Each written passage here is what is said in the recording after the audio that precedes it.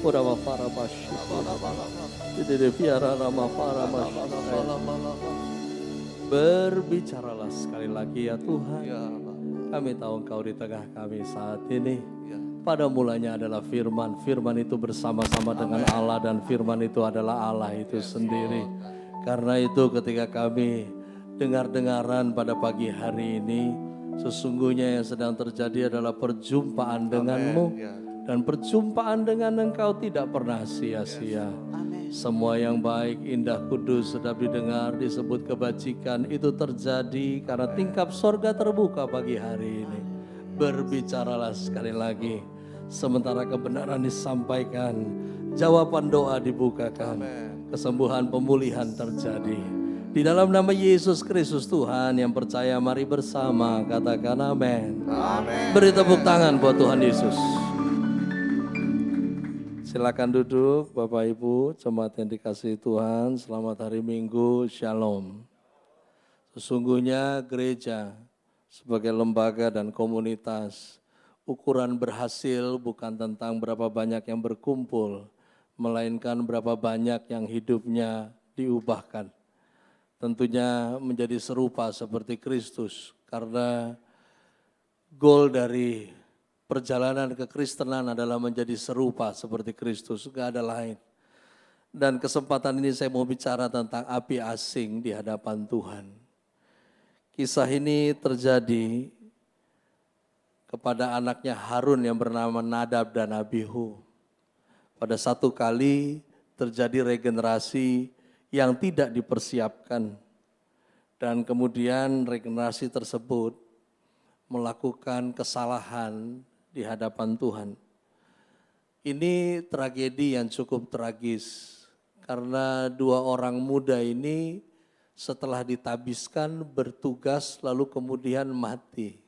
Saya pernah ikuti sebuah kisah di mana peristiwa terjadi seorang yang ikut pencalonan legislatif, beberapa hari sebelum dilantik dia mati. Nah, kalau ini memang beda pikiran, kalau yang ini pikirannya adalah yang bayar hutang kampanye siapa nanti. Ya. Tapi kalau yang ini lebih tragis kisahnya. Nadab dan Abihu ditabiskan, lalu kemudian bertugas. Dan tugas pertama mendatangkan kematian buat mereka. Imamat pasalnya yang ke-10, ayat yang pertama sampai dengan ayatnya yang kedua. Kemudian anak-anak Harun, Nadab dan Abihu masing-masing mengambil perbaraannya, membubuh api ke dalamnya serta menaruh ukupan di atas api itu. Dengan demikian mereka mempersembahkan ke hadapan Tuhan api yang asing yang tidak pernah diperintahkannya kepada mereka. Maka keluarlah api dari hadapan Tuhan, lalu menghanguskan keduanya sehingga mati di hadapan Tuhan. Api asing di hadapan Tuhan. Ini adalah sebuah bokor ukupan yang sampai hari ini dalam bentuk mini itu masih digunakan di gereja Katolik.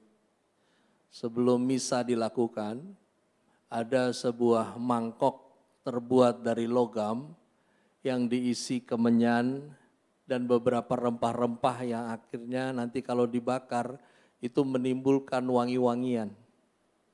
Di atasnya terdapat rantai, biasanya digoyang-goyangkan lalu kemudian dibuat keliling ruangan supaya ruangan sebelum ibadah itu wangi harum. Filosofi yang sama di dalam kemah suci, di mana kalau ruangan itu harum, menandakan Tuhan hadir di situ. Karena memang di mana Tuhan hadir, harusnya di situ harum. Dan di mana orang percaya ada, harusnya di situ bau Tuhan tercium. Anda dan saya domba bukan kambing. Domba beda wanginya dengan kambing. Coba endus kanan kirinya, bau kambing apa domba itu? Ya. Yang tadi malam habis makan steak lamb chop mungkin beda baunya. Ya. Api asing di hadapan Tuhan. Jadi seperti biasa regenerasi itu kan suka inovasi. Nah, inovasi daripada regenerasi itu biasanya menekankan kepada efisiensi tetapi melupakan nilai-nilai. Ya sedikit saya pakai bahasanya gimana nih untuk sederhanakan. Jadi gini, seringkali regenerasi itu fokus kepada hal-hal yang lebih praktis tetapi lupa historis gitu. Karena dalam setiap tindakan itu kan ada yang tidak kelihatan dari tindakan itu, namanya nilai. Nah, kalau bahasa kerennya esensi. Jadi seringkali regenerasi itu fokus kepada efisiensi, tetapi kehilangan esensinya. Ya, hilang mereka esensinya. Ada banyak hal yang hari ini dalam kesantunan itu juga terjadi. Nah, bicara tentang api asing, kasusnya serupa. Di mana Nadab dan Abihu, anak dari Harun yang ditahbiskan ini, punya niat baik sebetulnya. Mereka mau berinovasi supaya lebih cepat ruangan itu harum, kemah suci lebih cepat harum. Mereka menambahkan jumlah dari kemenyan dan rempah-rempah lainnya. Enggak hanya itu, mereka menyalakan api yang lebih besar lagi supaya ruangan itu tidak terlalu lama prosesnya untuk menjadi harum. Jadi tambahkan ingredients-nya dalam volume, dibesarkan apinya. Nah, aturan mainnya begini. Isi daripada ukupan itu, isinya apa saja, itu ada ketetapan Tuhan. Volumenya berapa, itu ada ketetapan Tuhan. Ini sama sebetulnya seperti minyak urapan. Yang ada sebetulnya di zaman sekarang itu adalah pengurapan minyak sebetulnya, bukan minyak urapan. Kalau Anda baca dalam tata tertibnya di dalam imamat, itu jelas. Yang namanya minyak urapan itu ada takarannya, ada ingredients-nya apa saja. Lalu aturan mainnya tidak boleh dibuat hanya untuk dihirup wanginya, itu yang pertama. Yang kedua, tidak boleh dibuat kemudian dibubuhkan ke tubuh orang awam, tidak boleh. Aturan main jelas. Siapa yang melakukan hal tersebut, Alkitab berkata itu kekejian di mata Tuhan. Dan minyak urapan itu tidak bertahan lama. Dia nggak lebih dari 3 hari, seminggu sudah berbau busuk. Ya. Makanya Anda yang ke Israel ditip sama temennya, bawain minyak urapan, enggak ada itu KW. Ya. Karena yang beneran punya itu enggak boleh dibuat hanya untuk diendus-endus wanginya. Tidak boleh juga diolesin ke tubuh orang awam, ada aturan main. Begitu juga dengan ukupan, maka cuman kita kadang suka ngambil copotan ayat kan mengatakan kalau ada yang sakit, olesi dengan minyak. Bukan minyak urapan sebetulnya. Anda tinggal periksa teks di ayatnya di Perjanjian Baru jelas. Jadi kalau sekarang ada yang sakit, kita urapi dengan minyak, itu yang kita percaya dalam roh dengan iman, ini bahwa orang sudah ditandai oleh kuasa Tuhan kan begitu. Cuman jangan diputar balik tentang pengurapan minyak dengan minyak urapan. Ya, setan juga nggak takut sama minyak-minyakan. Ya, kadang orang melayani pelepasan sampai minyak semua, sampai siap digoreng ini orang. Ya, jangan sampai dia nanti kelebihan minyak juga. Ya, api asing di hadapan Tuhan. Yang pertama, api asing di hadapan Tuhan adalah melakukan untuk Tuhan, tapi tidak pakai cara Tuhan. Ah ini 2 anak ini lakukan itu. Ya, dia tambahkan ingredients-nya. Lalu dia besarkan apinya. Jangan coba-coba. Saya tahu sudah ada berita dari 3 bulan sebelum kita masuk di 2023. Bahwa tahun ini ekonomi gelap, tidak ada yang bisa prediksi. Seharusnya anak Tuhan gak perlu kaget dengar itu. Karena firman Tuhan berkata bahwa dunia sedang menuju kepada kehancurannya. Jadi kalau dunia ini sedang menuju kepada kehancurannya, harusnya Anda yang baca firman Anda tahu dan tidak perlu terkejut akan hal itu. Memang demikian adanya. Oleh karena itu, api asing di hadapan Tuhan. Yang kedua juga berbicara tentang tindakan improvisasi tentang ketetapan Tuhan. Anda jangan improv deh dengan Tuhan. Tuhan gak butuh pertolongan kamu. Sampai kapanpun Tuhan yang tolong kita. Jangan sok-sokan tolong Tuhan. Anda diberi akal budi supaya Anda bisa bekerja dengan cara Tuhan. Bukan dengan akal budi kita bekerja dengan akal-akalan. Repot kalau main akal-akalan. Dua orang ini udah jelas takarannya ditetapkan Tuhan. Apa saja isinya ditetapkan Tuhan. Dan kalau mereka sudah siapkan itu, nanti api Tuhan yang akan menyambar ukupan ini dan ukupan ini pun terbakar. Kemudian timbullah wangi harum. Ini enggak. Dua orang ini nyalain sendiri apinya. Akhirnya apa? Api Tuhan menyala bukan nyalain ukupan ini. Dua orang ini terbakar mati langsung. Imamat 10 ayat yang keempat. Ya, baik saya ini. Imamat 10 ayat yang keempat. Kemudian Musa memanggil Misael dan Elsafan anak-anak Uziel paman Harun. Ya.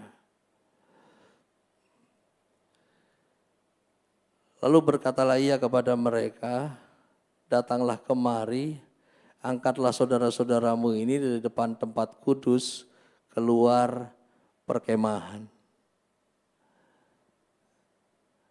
Pada masa itu kemah ada 3. Ada kemah suci, ada kemah pertemuan, ada kemah pemukiman. Itu satu komplek.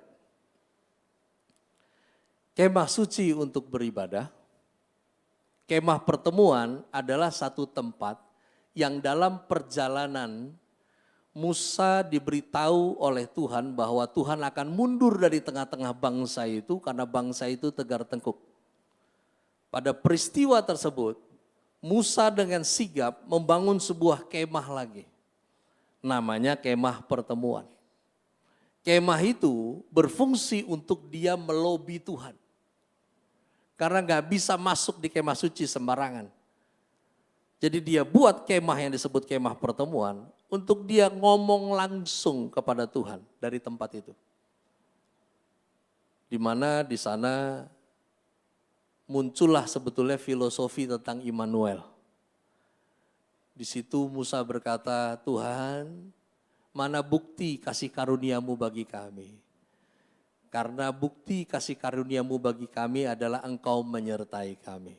Itu Musa bilang pertama di kemah pertemuan. Yang kedua Musa bilang, kami ini tidak berbeda dari bangsa lain kalau engkau tidak menyertai kami. Karena terbukti sampai hari ini Israel spesial dari bangsa lain kan. Itu sebetulnya kalau orang Batak bilang, itu bangsa si Jogalulu itu. Tegar tengkuk itu keras kepala tingkat dewa sebetulnya. Ya. Orang-orang ini cerdas karena memang terlanjur Tuhan bikin perjanjian dengan mereka. Dan yang terakhir Musa bilang, kami tidak akan lanjutkan perjalanan kalau engkau tidak menyertai kami. Itulah kemah pertemuan. Nah yang ketiga kemah pemukiman.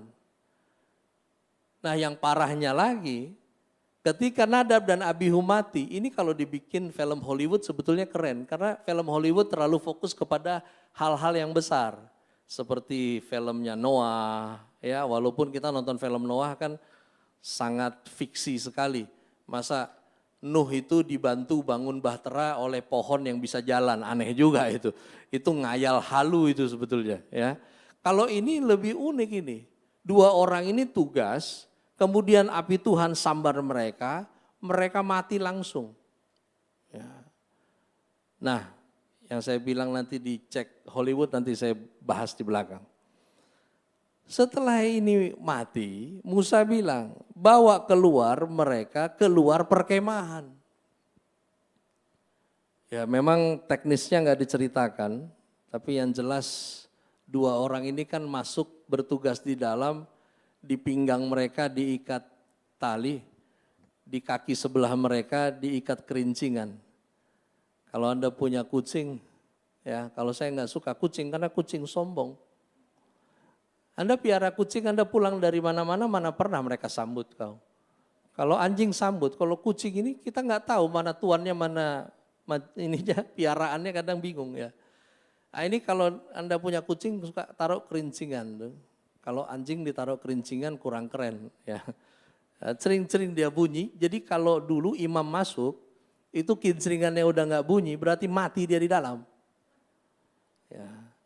Ini memang bedanya perjanjian lama, perjanjian baru. Di perjanjian lama, imam macam-macam tadi malam, nanti besoknya dia masuk kemah suci, mati dia. Ya, untung itu nggak ditetapkan di masa sekarang ya. WL, singer, pembicara, hidup nggak benar hari Sabtu, Senin naik mimbar mati. Ya kalau itu terjadi, bukan kita butuh tempat untuk bikin panti, tapi gereja butuh 4 mobil jenazah. Karena tiap hari Minggu mungkin ada yang mati di mimbar. Ya, naik baru tarik lagu satu, mati. Ya, pokoknya nggak kudus kelar aja loh. Ya.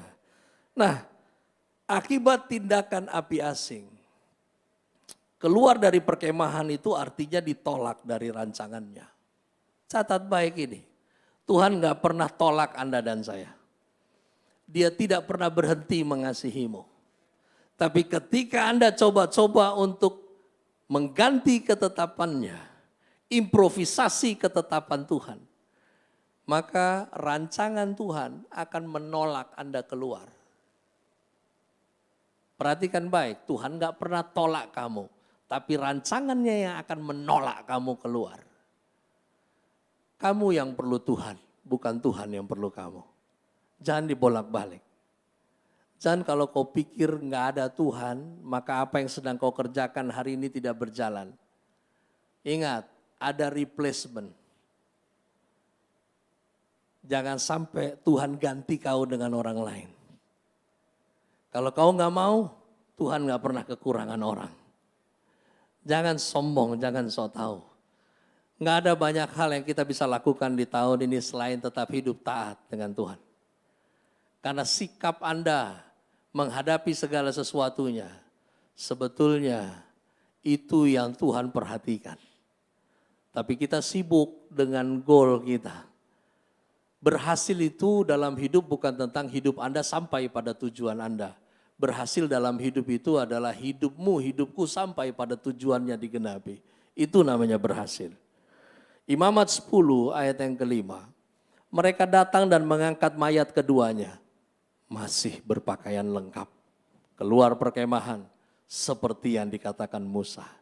Nadab dan Abihu mati disambar api Tuhan.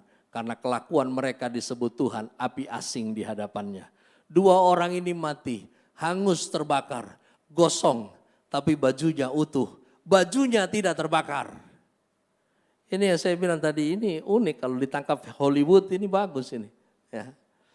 Orangnya gosong, tapi bajunya utuh. Akibat tindakan api asing, mayat yang berpakaian lengkap, mayat gosong tentunya, bukan mayat biasa. Karena mayatnya orang Kristen pasti berpakaian lengkap di peti mati kecuali Anda dalam kecelakaan pesawat tidak ditemukan. Ya. Kadang-kadang orang Kristen itu kan dia lebih rohani di peti mati daripada di gereja. Ya. Bisa ke gereja nggak pernah pakai jas tapi di peti mati dia pakai jas. Baru kantong sebelah sini nanti taruh dia punya sapu tangan, sebelah sini taruh bunga, nanti ada kalung salib dipegang, di kaki ada sepatu yang gak sempat dimasukin tapi sepatunya tetap dimasukin di dalam peti, ada bunga, di samping sini ada Alkitab, masih diplastikin, walaupun baca Alkitab di dalam peti mati itu sulit. Ya, Anda mau coba nanti pulang beli peti mati aja. Ya, coba baca Alkitab dalam peti itu susah. Ya, saya udah puluhan kali melayani perkabungan. Saya pikir ini orang hidup juga baca Alkitab kagak, apalagi dia mati. Ya. Ornamennya banyak, sampai kadang saya pikir ini seperti toko buku rohani di dalam peti mati. Kehidupan agamawi itu ujungnya pasti binasa. Anda jangan sibuk dengan tampilan. Karena siapa sibuk dengan tampilan, Anda api asing sebetulnya. Ini yang Tuhan lagi pesan buat Anda dan saya di masa sekarang. Karena itu mari melatih diri jadi api persembahan yang berkenan. Nggak ada jalan lain. Imamat 10 ayat 3. Berkatalah Musa kepada Harun, inilah yang difirmankan Tuhan, kepada orang yang karib kepadaku, ku nyatakan kekudusanku, dan di muka seluruh bangsa itu akan kuperlihatkan kemuliaanku, dan Harun berdiam diri. Antara mau sedih, mau marah kepada Tuhan, Harun juga bingung. Musa ngomong ini, di saat anak Harun mati, ponakannya sendiri. Ini loh, perkenanan Tuhan atas kehidupan seseorang itu dimulai dari dibangunnya persahabatan dengan Tuhan. Kata perkenanan Tuhan dan khotbah perkenanan Tuhan itu hits 15 tahun yang lalu. Gereja-gereja tampil dengan tema perkenanan Tuhan, tapi dengan konsep yang keliru. Oh, God favor itu adalah kita melakukan segala sesuatu yang menyenangkan hatinya Tuhan, supaya kalau nanti Tuhan disenangkan, Dia akan melakukan apa yang kita mau. Ini konsep Tuhan-Tuhanan sebetulnya. Yang Tuhan Dia, bukan kau.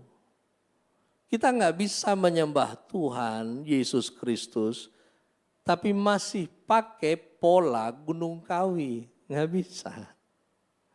Repot bos kalau kau masih pakai pola itu. Pokoknya lakukan semuanya untuk Tuhan senang, dan setelah Tuhan senang, pasti nanti doa saya dijawab. Saya percaya doa kita dijawab karena kita berdoa kepada Allah penjawab doa. Amin. Percayakah Anda doa Anda sudah dijawab? Nggak yakin? Amin. Amin. Masalahnya kamu suka nggak dengan jawabannya? Ini kan masalahnya. Makanya ada satu kata di dalam berdoa yang kita harus buang dalam kamus doa kita. Kata itu adalah pergumulan. Kenapa banyak orang Kristen masih bergumul di dalam doa? Iya, karena dia sudah berdoa tapi dia nggak suka dengan Tuhan punya jawaban. Jadi dia bergumul terus untuk jawaban yang dia mau. Kalau perlu dia praktekkan semua pola puasa di dalam Alkitab. Dari puasa Esther, puasa ini, puasa itu. Sekali-sekali ada coba puasa Daud. Sudah pernah ada yang coba puasa Daud? Daud berpuasa ketika anaknya sakit. 1 minggu dia berpuasa. Bentuk puasanya tidak hanya tidak makan dan tidak minum. Dia berpuasa seminggu berguling-guling tidur di tanah. Sok cobain. Paling tetangga Anda tepuk-tepuk di sebelah bilang, oh orang gila, orang gila. Jangan kau pakai pola puasa itu untuk kau paksa Tuhan ikutin kau punya mau. Enggak begitu konsepnya. Sudah dijawab. Bicara tentang persahabatan dengan Tuhan. Yesus pernah bilang begini. Sekarang aku memanggil kamu sahabat. Karena seorang sahabat tahu apa yang sahabatnya lakukan. Seringkali ayat ini dibalik versinya. Ya makanya Pak, saya doa supaya Tuhan tahu apa yang saya mau. Dengar ini, sebelum mulutmu mangap, masih kau olah di otakmu, Tuhan tahu apa yang kau mau. Kita berdoa bukan supaya kita sodorkan proposal apa yang kita mau. Kita berdoa supaya kita lebih peka apa yang Tuhan mau. Kita ini hidup jadi susah gara-gara kita sibuk dengan apa yang kita punya mau. Ada 2 surat di Alkitab yang hampir tidak dimasukkan ke dalam Alkitab. Yang pertama adalah kitab Ibrani. Yang kedua kitab Yakobus, disebut surat Yakobus dan surat Ibrani.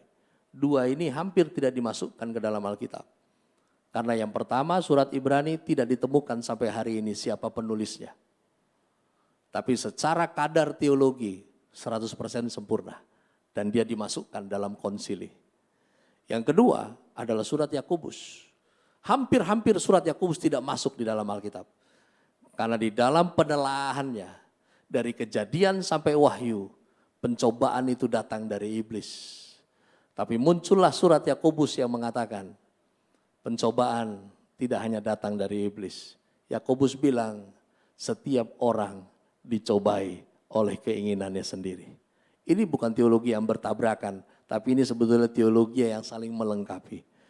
Kalau tidak iblis, ya Anda sendiri. Setiap orang dicobai oleh keinginannya sendiri. Orang Manado bilang, nganape mau terlalu banyak. Orang Jawa bilang, karepmu kakean. Orang Batak bilang, pagoda kuroham.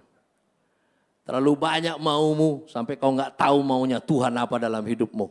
Jadi susah hidupmu. Di dalam Imamat 10 ayat yang ke-6. Kemudian berkatalah Musa kepada Harun dan kepada Eleazar dan Itamar anak-anak Harun. Musa berbicara kepada anak-anak Harun yang masih hidup. Janganlah kamu berkabung dan janganlah kamu berduka cita. Supaya jangan kamu mati dan jangan Tuhan memurkai segenap umat ini. Tetapi saudara-saudaramu, yaitu seluruh bangsa Israel, merekalah yang harus menangis karena api yang dinyalakan Tuhan itu. Yang kedua, jadilah pribadi yang selalu berpihak kepada Tuhan. Waktu Musa bilang, jangan berkabung, ya, jangan berduka cita, ini enggak biasa. Kenapa saya bilang enggak biasa? Suku dari seluruh yang ada dalam kesatuan Israel itu punya budaya yang sangat detail adatnya. Bahkan saya sudah ya dari dalam dulu kuliah misi, itu dari sekian ratus suku yang ada di Indonesia, adat yang paling detail dan hukum yang paling panjang lebar kali tinggi luar biasa, itu suku Batak.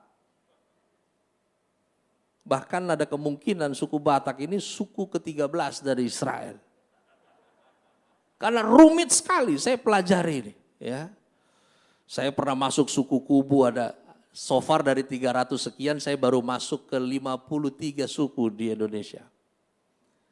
Makanya ada banyak exercise latihan tubuh, stretching yang saya selalu lakukan. Karena kita masuk pedalaman, kita nggak akan ketemu toilet duduk. Ya, nggak selalu kita temu tempat-tempat yang nyaman. Ya, harus latih diri juga.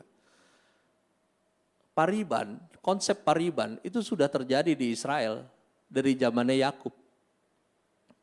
Waktu Yakub dilarikan oleh ibunya, ibunya larikan Yakub ke rumah saudara laki-lakinya.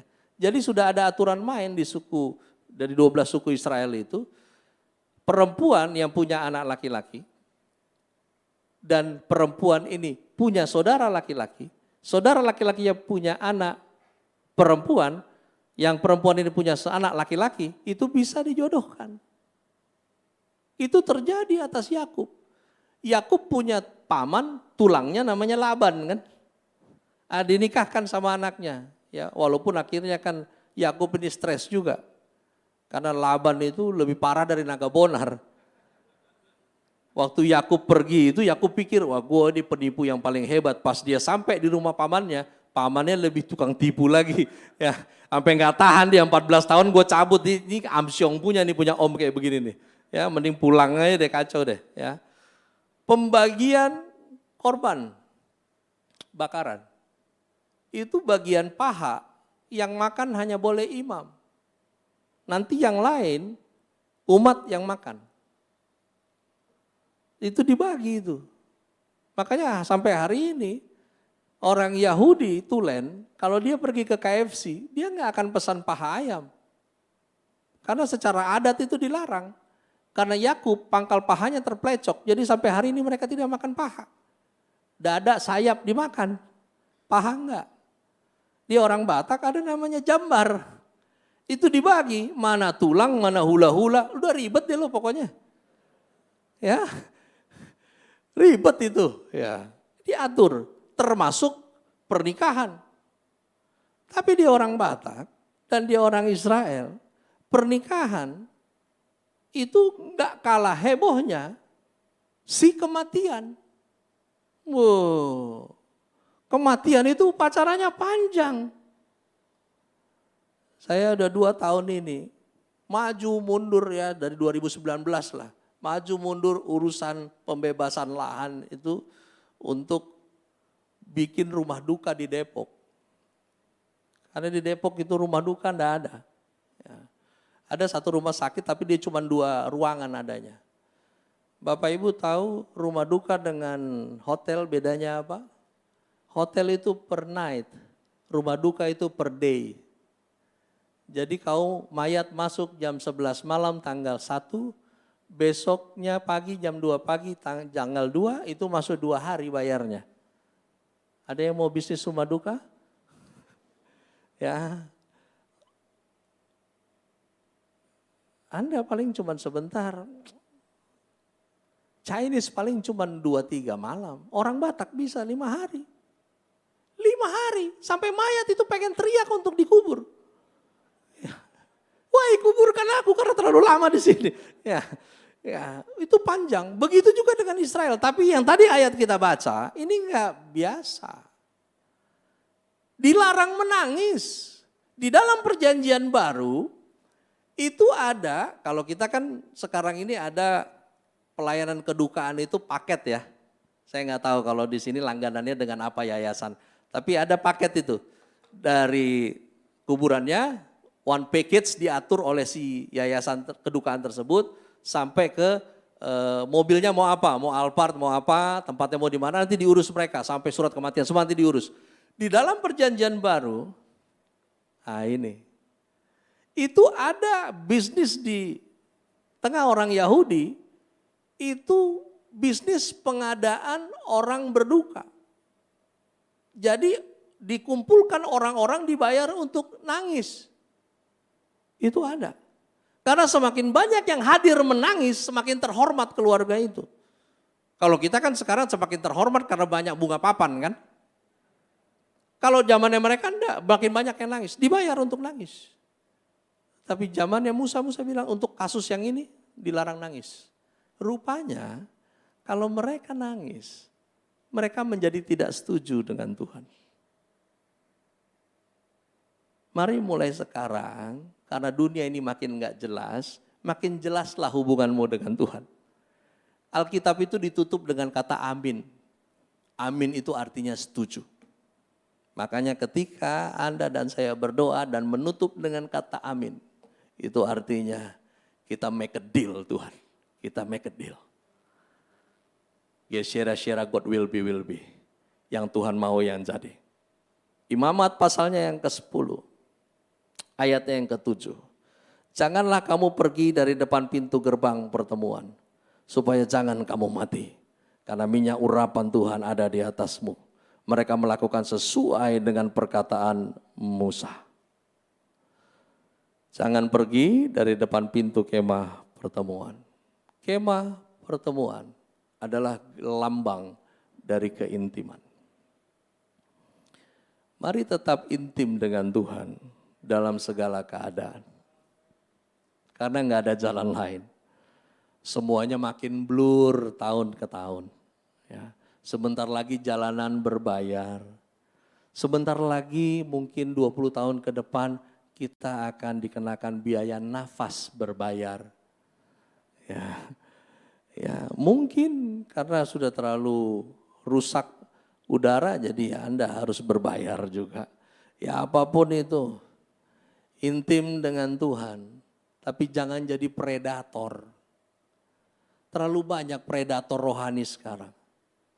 Datang gereja, kita nyanyi, oh ku nikmati hadiratmu Tuhan. Terus mau berhenti kok sampai di situ. Ini yang saya bilang predator. Kau ke gereja hari Minggu bukan hanya untuk emosimu dan bulu kudukmu merinding-merinding, bukan. Terus kalau kau pikir kau udah merinding-merinding, Tuhan udah sertai kau. Bukan itu jaminannya. Intim dengan Tuhan adalah karena Anda melatih diri setuju dengannya. Maka Anda pun setuju untuk menyikapi segala hal yang terjadi di depanmu dengan cara Tuhan. Itu intim. Beberapa kawan kemarin menghubungi saya tentang tindakan seseorang yang menaruh Alkitab di pantatnya dan mengentuti Alkitab. Ada itu, inisialnya AT. Saya dikirim videonya. Mereka bilang, gimana ini bang? Kenapa rupanya? Saya bilang, mau gimana? Nggak bisa dibiarkan ini. Tapi Tuhan suruh kita biarkan dia kok. Oh ini kalau begini makin kurang ajar. Ya biarkan aja, mungkin itu karunianya kurang ajar. Karena udah 1 tahun terakhir, itu dari grupnya Paul Jang yang di Jerman. Itu beberapa pengikut di Indonesia, itu ngajak saya untuk buka ormas Kristen. Jadi front pembela Kristen. Saya bilang ngapain? Saya bilang kau lupa, kalian ingat dong. Yesus pernah cerita, dia bilang begini, Yesus kasih profetik tentang ke depan. Yesus bilang kepada murid-muridnya gini, pada harinya nanti Mesias akan dianiaya, akan dihakimi, Mesias akan dibunuh. Kalian ingat? Murid-murid semua diam. Yang berkoar cuma satu, namanya Petrus.